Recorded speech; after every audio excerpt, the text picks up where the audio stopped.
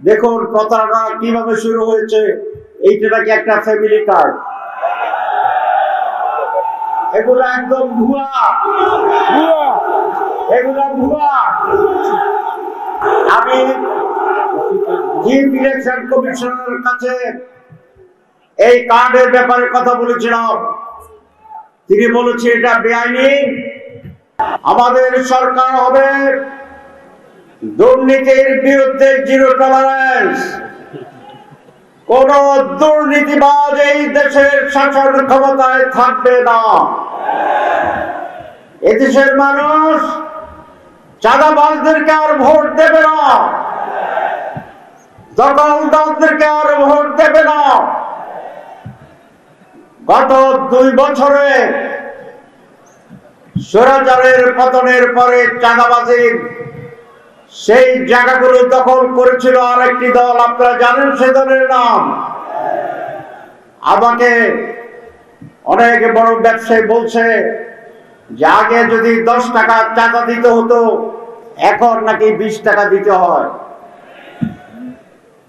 চাঁদার শিকার এই দেশের রিক্সাওয়ালা, ছোট দোকানদার, বাস স্ট্যান্ড, বালুর ব্যবসায়ীরা, সকল মানুষ চাঁদার এই জ্বালাতনে অতিষ্ঠ হয়ে আছে।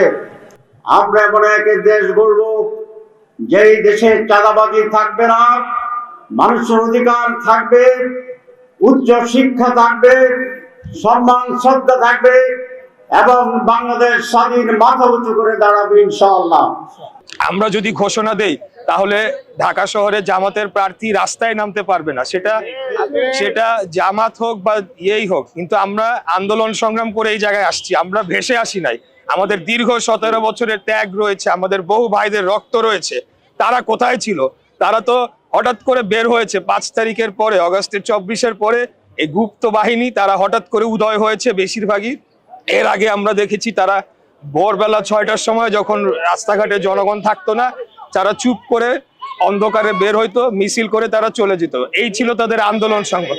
আমরা রাজপথে বুক ফুলিয়ে রক্ত দিয়েছি, আমরা গুলির মুখে দাঁড়িয়ে আমাদেরকে হত্যা করা হচ্ছে 17 বছর যাবৎ, গুম খুনের শিকার হয়েছি। আমরা কোনো সময় পিছু হটে যাই না। তাই এখন যেটা বলছে, তারাও জানে যে তাদের ঢাকা শহরের সবগুলার জামানত বাজেয়াপ্ত হওয়ার সমূহ সম্ভাবনা রয়েছে। এটা তারাও ভালোভাবে জানে। এটা কেবল তাদের নেতা কর্মীদের উৎসাহ জাগানোর জন্য তারা করছে। আর যদি তাদের অন্য কোনো চিন্তা ভাবনা থেকে থাকে তাহলে বলে দেব যে ইলেকশনের অনেক আগেই আমরা তাদেরকে ক্লোজ করে ঢাকা থেকে বিতাড়িত করে দেব।